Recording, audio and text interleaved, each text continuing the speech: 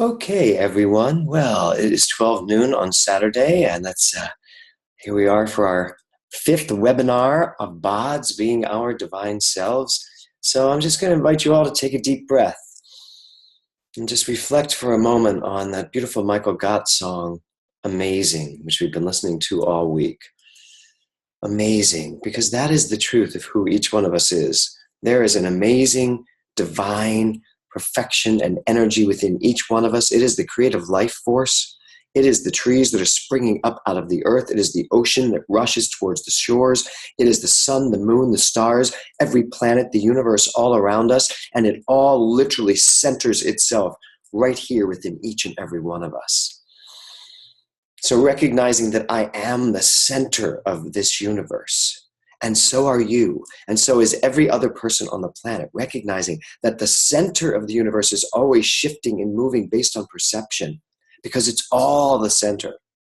We enter into this half hour of time meaning that this energy that we are expending for this period, we enter into this with minds open and awe-inspiring reception, and we just allow everything to funnel through us that is here to funnel through. Everything's pushed aside. Get rid of any thoughts you had, any agendas you have, anything that you think you need to be doing, because right now, this is what we are all doing. And doing is the operative word, because each one of us on this call, each person that listens to this, every single one of us is creating in this moment.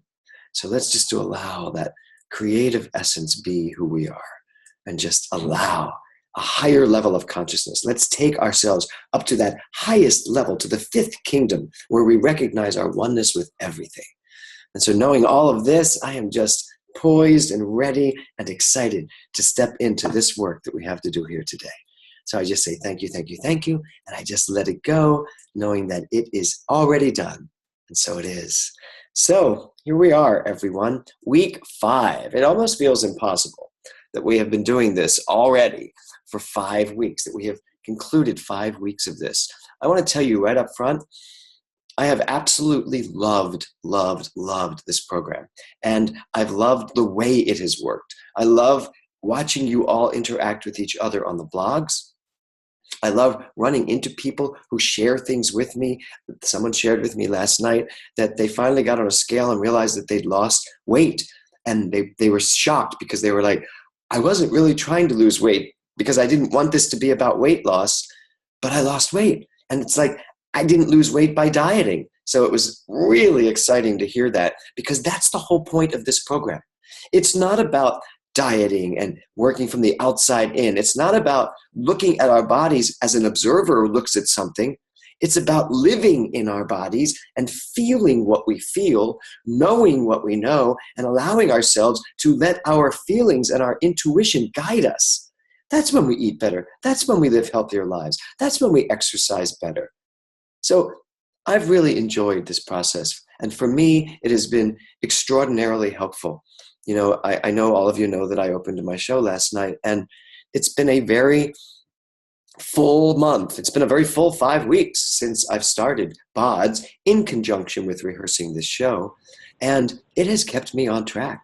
It has really allowed me to really understand, you know, who I am, what I'm doing, all of that. And to infuse this teaching and this philosophy into who we are, that really makes a huge difference. So I see Michael Shapiro has joined us by phone as well. Hello, Michael. So anytime you guys want to blog anything throughout or chat with me, absolutely throughout, that's great. Thank you, Nancy Jo. It has been absolutely wonderful. I know. And even the people that aren't blogging, which is a lot of people, you know, they'll send me emails, or just, you know, I'll run into them, or someone else will tell me what's happening with them. And we have really created an amazing community here. And I love that it's just, you know, over you know, many different time zones. So I really enjoyed that too.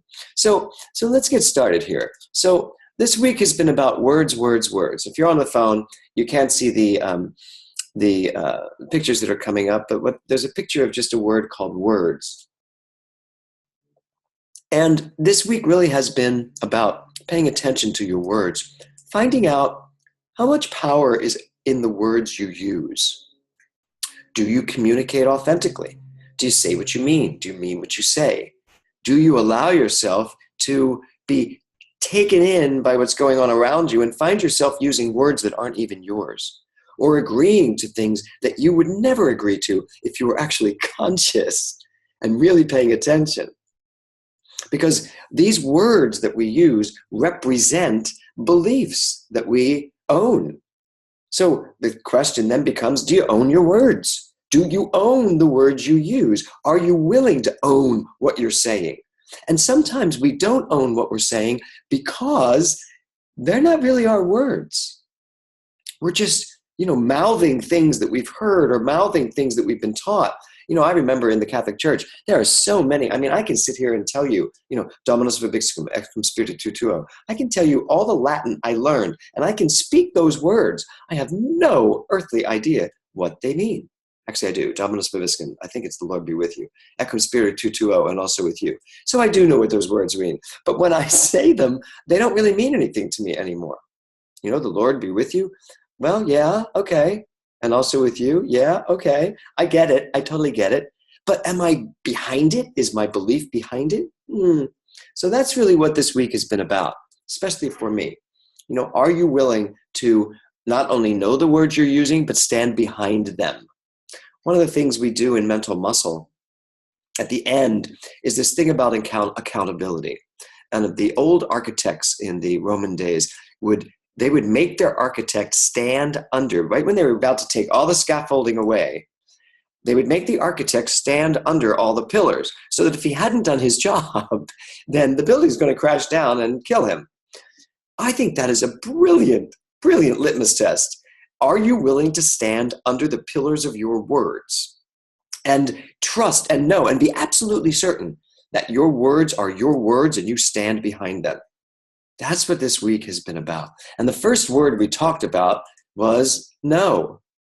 So what's come up for you this week? What did you say no to? What were you willing to say no to this week? I had an interesting thing last night. The theater was packed and it was getting close to places, and I was getting into my costume and I'm standing there thinking, and I was like, wow, what are all these nerves about?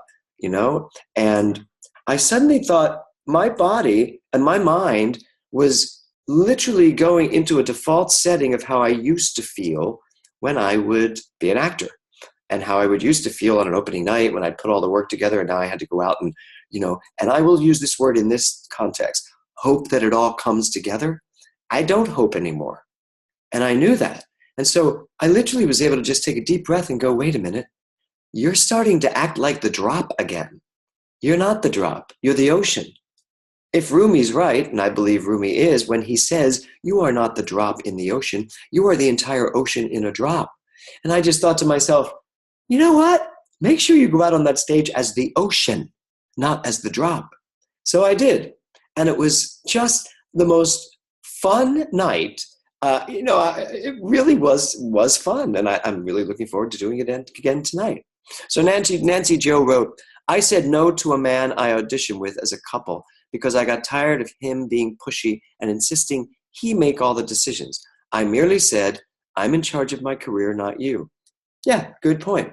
And that's a very good point. Where are we letting other people literally be a part of what we say we want to do? Where are we letting other people, I was just going to say infect, and I meant affect, but infect is not a bad word to come forward. Where do we let other people infect us with their words, their desires, even when it's well-meaning, when they have an intention for us, they project what they want for us or from us? Where do we let that happen? Where in your life are you still letting, people, places, things, relationships create your experience of life? So thank you for that, Nancy Jo. That makes perfect sense, right? So again, what are you saying no to?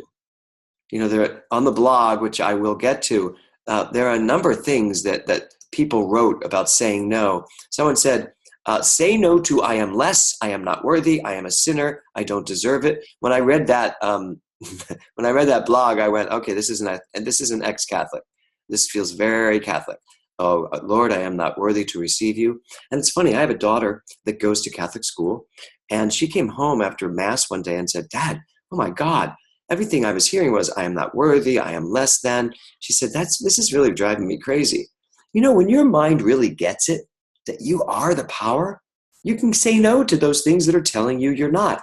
Not just allow them to be there, but say no to them. Another person said, I am saying no to that voice in my head that says I can't say no. I loved that. I am saying no to the voice in my head that keeps telling me I can't say no. Yes, I can. Does anybody have that thing where they have a hard time saying no to people? I know that there are a lot of people pleasers out there, and maybe some of you are people pleasers, but it's not a bad thing to want to make people happy. I do. And it's not a bad thing to want to help people. I do. And Connie said, right, Connie. So yeah, people pleasing. But here's the thing. Sometimes, and very often, a no to someone else is a yes to yourself. And I want you to hear that. Nancy Jo, I used to be big time, right? So I want you to remember this. Sometimes saying no to something is saying yes to you. And frankly, you are the number one priority. You have to be the number one priority. So if you're going to say no to everybody else because there are things you need to do for you, that's good. Now, but if you're going to constantly say yes to everybody else, reverse it. You're saying no to you. You are saying no to yourself. No, all my energy is going over here. I'm not that important. Guess what? You are so frigging important. Absolutely.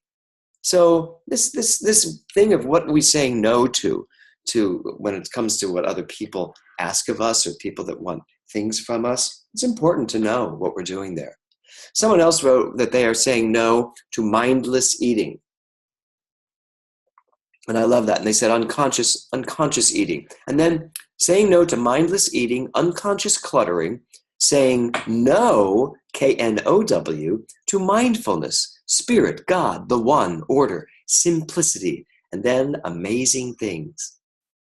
Remember we talked this week about the fact that no, it's the same word when you speak it, but it's spelled two different ways. And one can just be saying no, literally ending something, understanding that this doesn't work for me, and no, which is right inherent in that word no, the K-N-O-W, the wisdom that knows how to say no. So I love that. I'm saying no to mindfulness, spirit, God, the one, order, simplicity, amazing things, meaning I'm saying yes to all of that. And then someone also wrote, I'm saying no to stress eating. This came up this week for a number of people talking to me. Actually, Connie and I had a conversation about this at one point. Stress eating. When we get stressed out or we get upset and we fill the stress by filling our bodies with stuff that takes our attention off the stress, except that it creates more for us to be stressed about. And I know one of you wrote about sugar, the stress of eating sugar. And we're going to be talking about shame in a minute as well. But it's very important for us to really take a look at how do we eat. This program is not designed to give you diets or exercise programs. It's certainly not designed for you to be looking at your body from the outside in. It's for you to live your body from the inside out. Live your body from the inside out. My body has been extraordinarily good to me these last so many weeks when I have insisted to do things that I haven't done in a very long time. And yes, my body's showing up in places of saying, okay, this is not doing well for you, so look at this. So yeah, have I had to stretch more? Absolutely. Have I put some ice on my knees? Yes, I have. But my body's telling me from the inside out, it's saying, focus here, pay attention here. And then it still shows up and serves me. That's what we can do. That's who we can be. So this idea of what you need to say no to and really getting into the habit of living a healthy lifestyle no matter what. Stress eating, the way to get rid of stress is to go within and find out what the stress is about, not eat it away.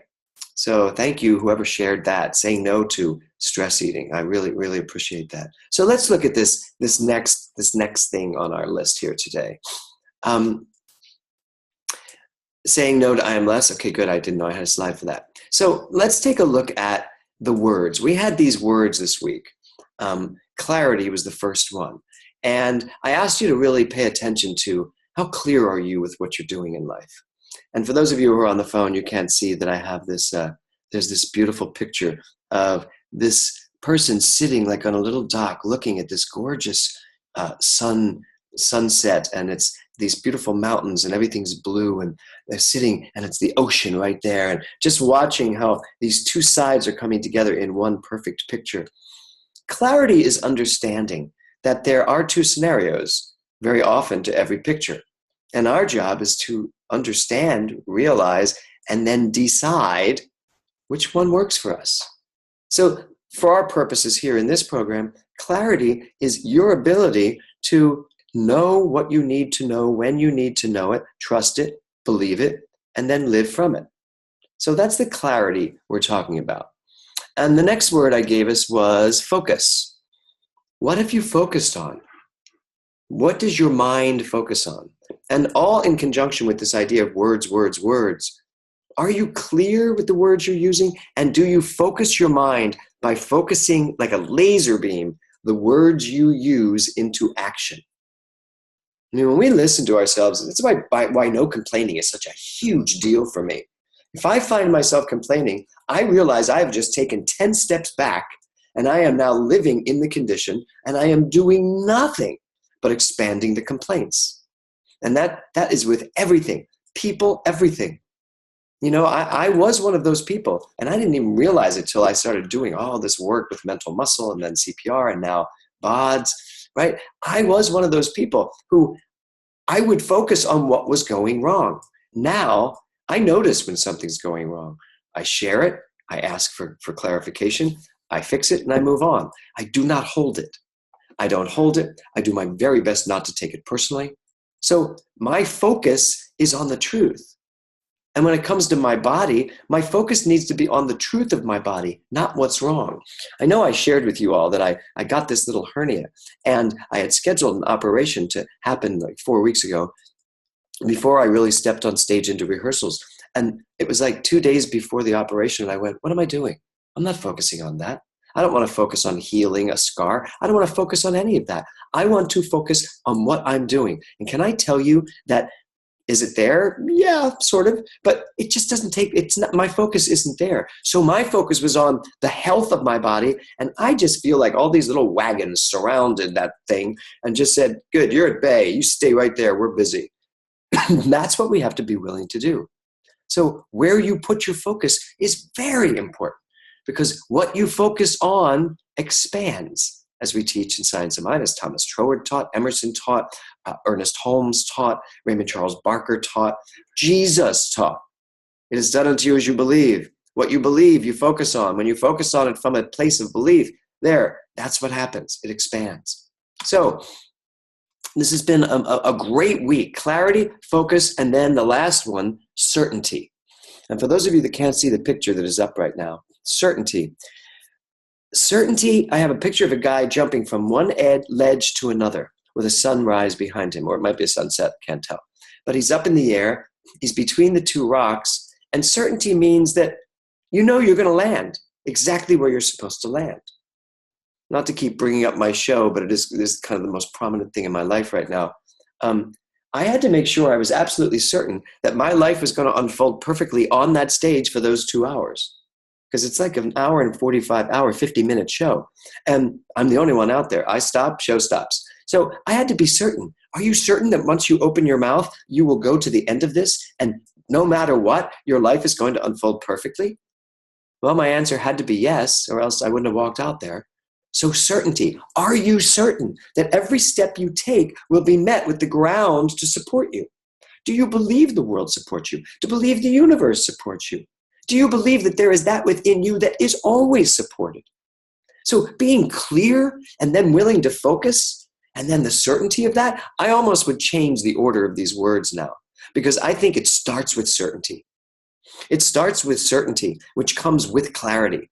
And then from a place of certainty and the clarity to know what it is I want, I focus my attention, and so it is. That's treatment. That's how we pray. That's how we use our minds. I was talking with Reverend Rita Andriello this morning, and we were talking about this teaching and how brilliant this teaching is and how important it is for us to keep the simplicity of it, the importance of it. And she showed me this book called Zero Limits, The Secret Hawaiian System for Wealth, Health, Peace, and More, Joe Vitale.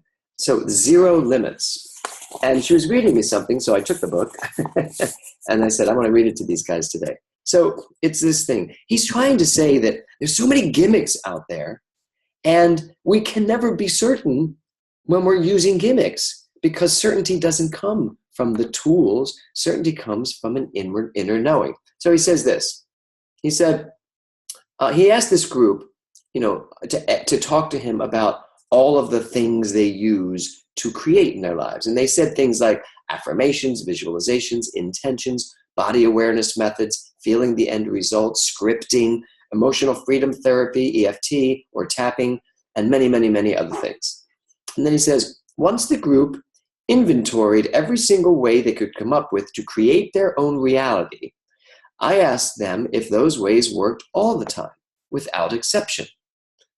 Everyone agreed they did not always work. Well, why not? I asked them. No one could say for sure. I then hit the group with my observation. All of those ways have limitations, I declared. They are toys your mind plays with to keep you thinking you're in charge.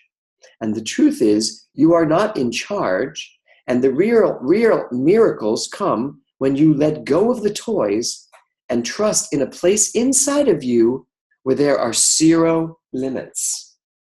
Zero limits. So what he's saying is, and I don't want to confuse you with this idea that you're not in charge, because you really are. You're in charge of your experience. But what he's saying is that there is a place inside of you where there is unlimited possibility. There is that in you that is so capable and so literally limitless in scope that when we go there, that's when we're in certainty. And from that place, then we do get to focus our minds and create what we want, our experience of what we want. But again, am I in charge, or am I just accessing what is already there? And I think it's the latter. I'm accessing what's already there. But it's not already there out there. It's already there right here inside of me. So I'm so grateful to Reverend Rita for flying in and seeing my show last night. But every time she comes in, she tells me what she's reading, and it just makes great sense. I can't wait to read this book. Again, it's called Zero Limits by Joe Vitale, Vitale, for anybody who wants to look it up. So let's move on here. So what's come up this week? So one of the things I definitely wanted to talk about was shame. I wanted to bring up shame this week because it was one of the things we talked about at the end. And there are many things, that people talk about when it comes to shame, especially when it comes to our bodies. And I wanted to be clear with all of us that shame is learned. We don't come in the world shameful.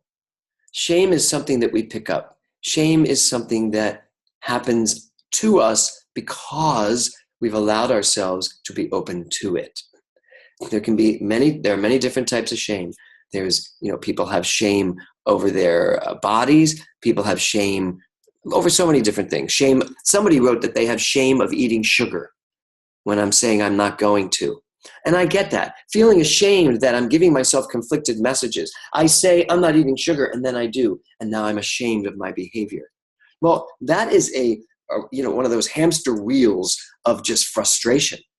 If you say I'm not going to do this and then you do it, rather than feel shameful about it, go back and find out, okay, why did you do it? What came up? What needs the attention here? Certainly shame is not going to help you. And somebody also wrote, sex can still appear to be shameful. Sex can still appear to be shameful. Well, many of us have that idea that sex is, not the loving thing it is, and that it's a shameful thing. And that's just something we really all have to stay on top of. So whatever it is that you find that shame brings up in you, let it bring it up. Don't go crazy about it, but really deal with the shame by finding out what is the issue here, not the shame itself. Shame is learned, and it can be released. One of you wrote on the website. Shame is learned, and it can be released. One of you also wrote, the body's shame of becoming my mother, looking in the mirror and going, oh my God, I've turned into my mother or my father or whoever. My mother, my father, my sister, right? So that's all I'm going to say about shame. I don't like to focus on the negative. It does come up. We do have it, and we can release it. It's that simple. Nancy Jo wrote, control freaks are good at telling you you should be ashamed of yourself. A lot of people buy into that. I used to. Yeah, I know that. And I think you wrote this also on the blog, Nancy Jo, shame on you, shame on you. You know what? You can't put your shame on me. I won't take it. It's that simple. You should be ashamed of yourself. Well, I'm not. I don't deal in shame. I don't live with that part of myself. I don't accept that. I don't take the mantle of shame on me at any time. If something is wrong, I correct it. If I've done something that is offensive, I apologize. I don't go to shame. These are just things that we have to put in perspective. It's that simple. So I know this is going quicker than I thought this week. So I want to talk about the words. I asked you all to go into the weekend with words. Here are the ones I have so far. Glorious, ready. I love that one. I am ready. I loved glorious. Every one of these is amazing. Reinvigorate, sweet. I loved that. I think that's yours, Martin. Sweet, courageous, and amusing. Sarah wrote, my word is soar. And the definition I loved was to maintain attitude without moving the wings. Oh my God, I love that. And glide, soar. And then Barbara Shane's is amusing. And I love that she said this. She wants her weekend to be about being amused. And she said, I'm going to use amusing things, like amazing things, but amusing things. And she said, she just wants her weekend to be less serious. So make sure you take your word this weekend and really allow yourself to live that word. I love soar. I loved soar.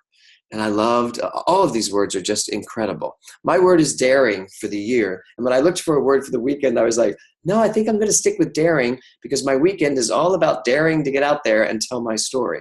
So it was daring last night. You know what? I am going to change my word today. Today, I'm just going to make my word enjoyment.